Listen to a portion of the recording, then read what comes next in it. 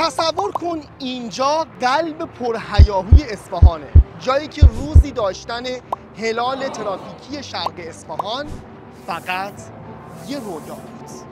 حالا دار و دسته مهندسا و ماشینالا دست به کار شدن تا 14 کیلومتر جاده رو روی رینگ اصفهان نقش بزنند.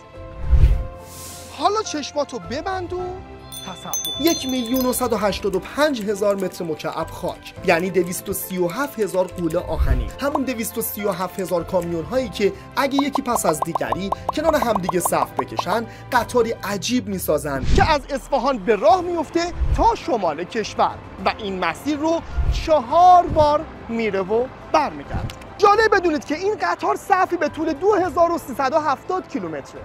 باز هم هزاران کامیون با بار شوق و امید آجر به آجر این شاهکار رو کنار هم میچینن. این فقط یه عدد و رقم نیست، این نبض شهر اصفهانه که با تمام توان میتپه تا عبور و مرور رو ساده تر، زندگی رو راحت تر و شهروندها رو خوشحال تر کنه.